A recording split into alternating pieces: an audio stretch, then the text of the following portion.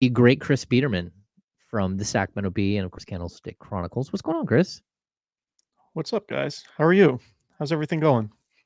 Good, man. Good. It's August 14th, and Brandon Aiyuk hasn't been traded, Chris.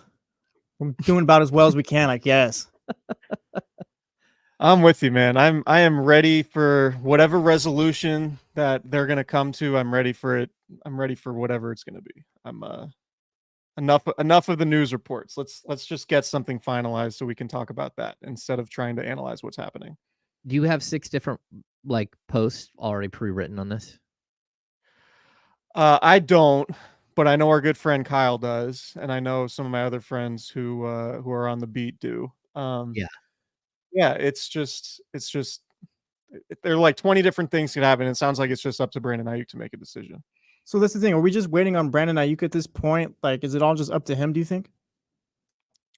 That's my understanding, is that all the options have sort of been presented to him, and the 49ers, he requested his trade, so the 49ers came up with basically 3 teams that they came up with trades with 3 other teams, and Washington pulled out. So it's my understanding that the 49ers have more or less acquiesced to the trade request, but what they haven't done is just decided to trade him on Brandon Ayuk's terms, right? Like they're not trading him unless they get a haul back that they view as acceptable. And it sounded like they got that haul from New England and Cleveland, but Brandon Ayuk decided not to go to either of those places.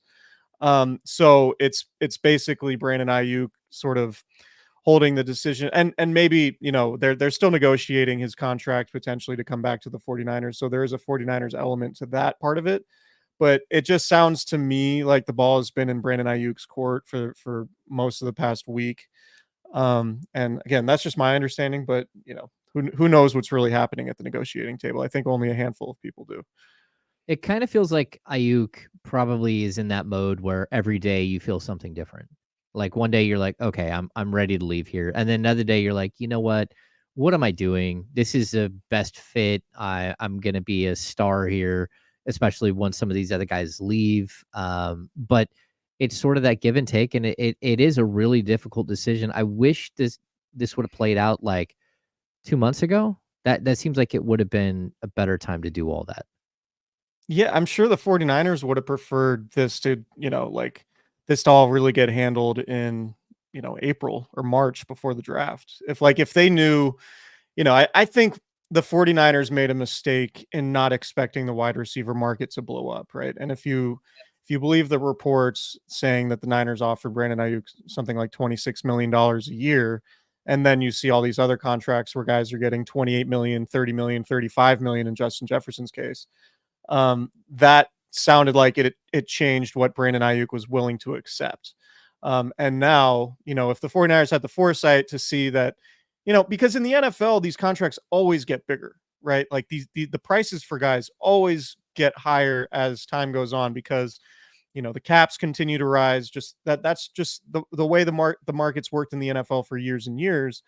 And so the 49ers probably should have the foresight to have a pretty substantial offer for Brandon Ayuk early in the process rather than late in the process.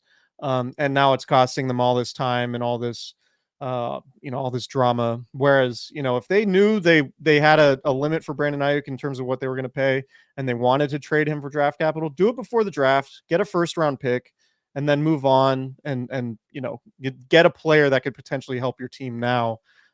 There's I don't see any scenario in which trading Brandon Ayuk makes the 49ers a better team in 2024. Like I think, that's pretty widely accepted at this point that if the 49ers are trading him, they're not getting a package back that is enhancing their chances at getting to the Super Bowl. So in my opinion, they just need to get this deal done.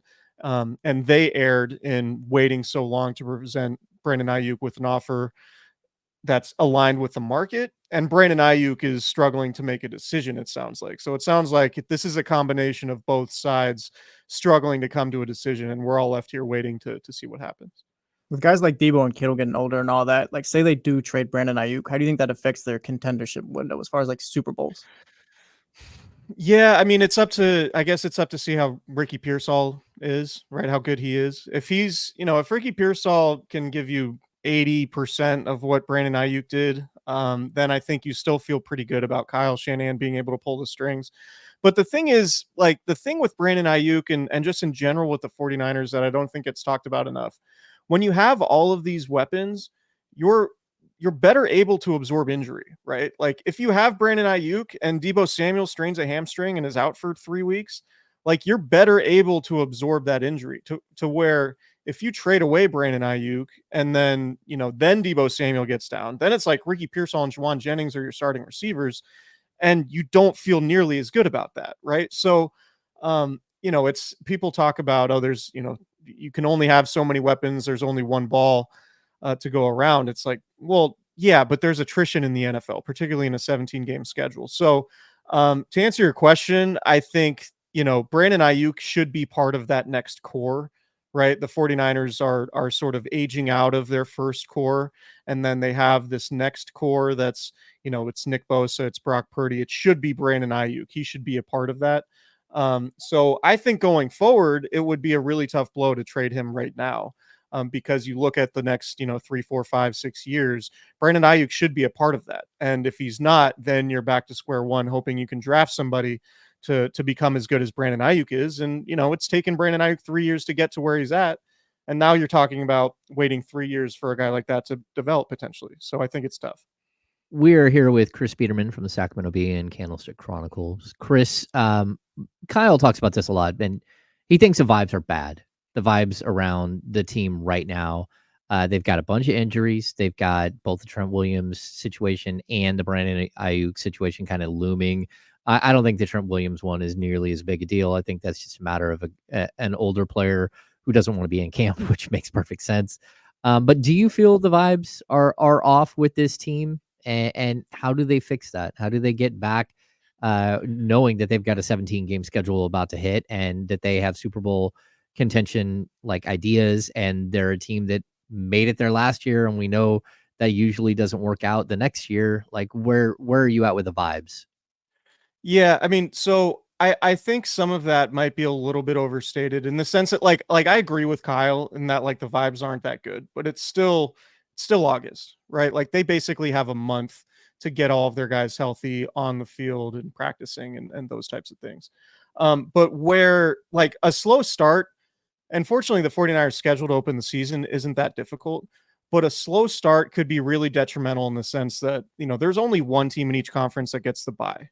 Right. And the only time the 49ers have been to the Super Bowl with Kyle Shanahan as head coach is when they've had that first round bye as the number one seed.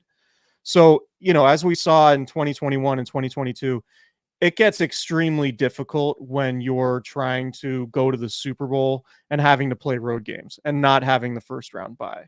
Right. So I think the 49ers ultimately, even if they get off to a rough start and say they have 2 or 3 losses by mid-October, like it's that enhances the level of stress that they have to go through to get to where they want to go. And it's a hell of a lot harder to win the Super Bowl if you're not the number one overall seed and you don't have that first round bye and you have to go on the road.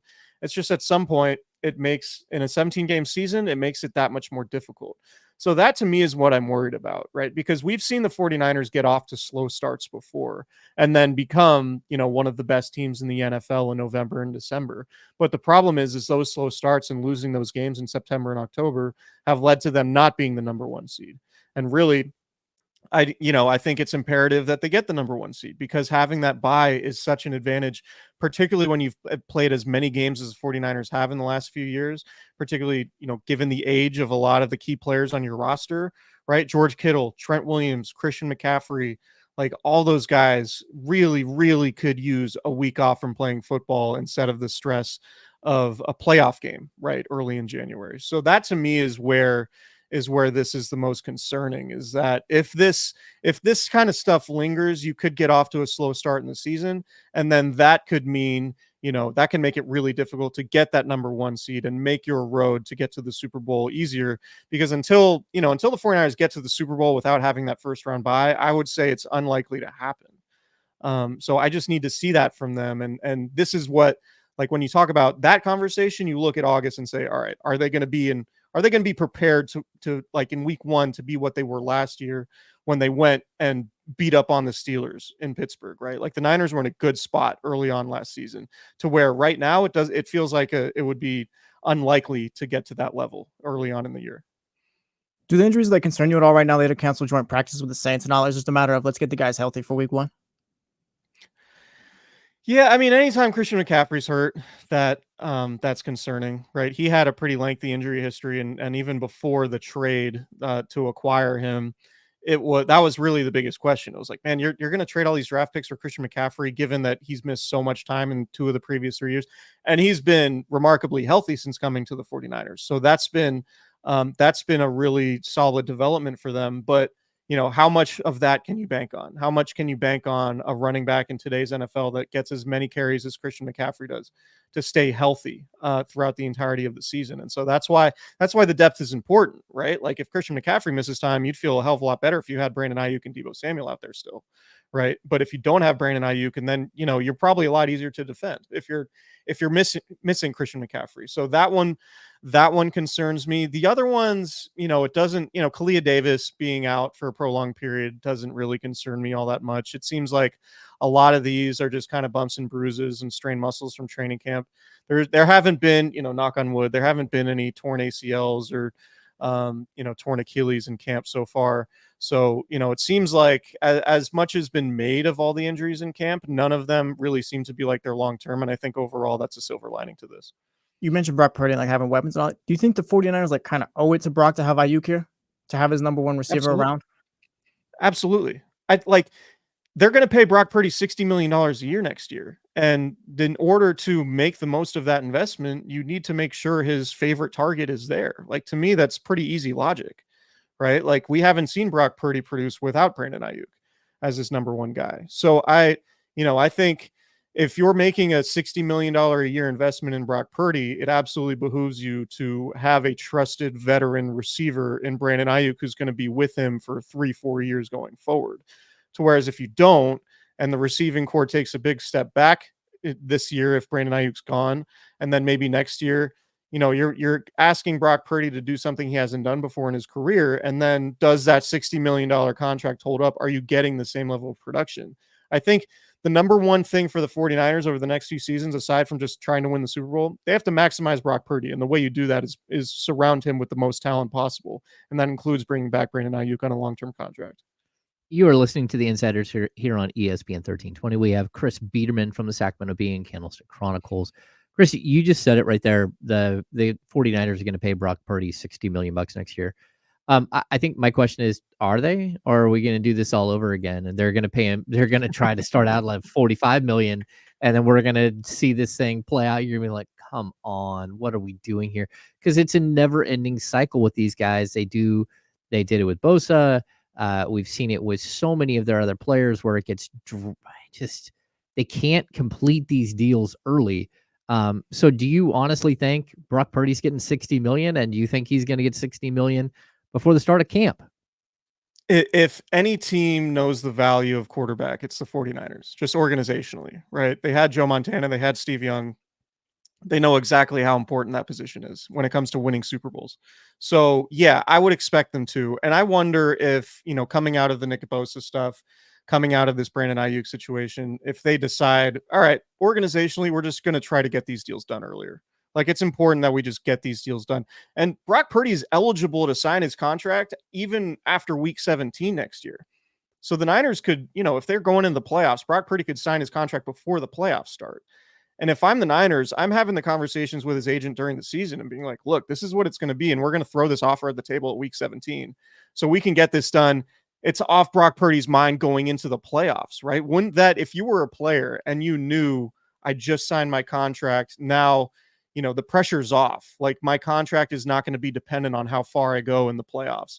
Like, I think that makes a lot of sense from both Brock Purdy's perspective and the Niners' perspective. Get that deal done as soon as possible so it's a weight off his shoulders, so he's not playing in the playoff game thinking like, oh, I got to really play well so I get paid, right? Like, Brock Purdy's proven in 2 playoff runs now that he's worthy of that money relative to what quarterbacks throughout the league make who haven't had nearly the playoff success that Brock Purdy's had. So, Yeah, I do think they're going to, and I think that's probably why the Brandon Aiyuk situation has been so tumultuous, is because the 49ers know they're really up against it because they have to pay Brock Purdy next year. And so, I don't think, I mean, never say never, but I would be stunned if Brock Purdy wasn't on the 49ers on a deal in the 55 to 60 million dollar range per year. And we're talking about it next offseason. All right. Hey, Chris, we can't keep you all day. I do want to finish with one last question.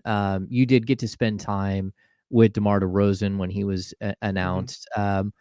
Just your overall thoughts on DeMar DeRozan on the Sacramento Kings. And just so you know, an FYI, you did ask earlier, it does look like the Sacramento Kings are on a 6-game road trip during the time that you're getting married. They do not play on April 5th, Perfect. but they are they're on a 6-game road trip, which sorry, Jason Anderson, you just drew a short straw.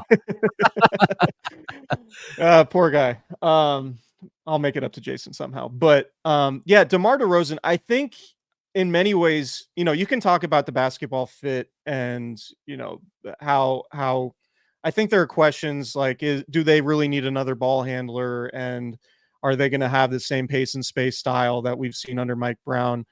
I think that's less important because I do think DeMar DeRozan is open to, being malleable in terms of how he fits with the offense. And I think they just needed another bucket getter. Like the Kings, without Malik Monk, the Kings offense really didn't have any other viable options in a playoff or play-in setting, right? So I think DeMar DeRozan gives them another closer. I think he's going to fit better offensively than people are expecting. And he's an adult in the room, right? Like, he's been in a lot of playoff games. He's been into multiple All-Star games. He's a team leader, and Brandon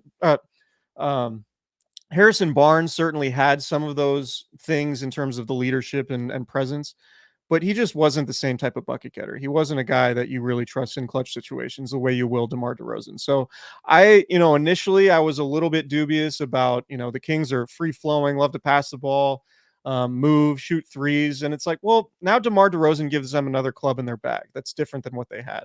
And so I think the Kings are going to be a lot more difficult to defend down the stretch. I do think there might be some questions about him defensively, but I think what he does offensively is going to outweigh that.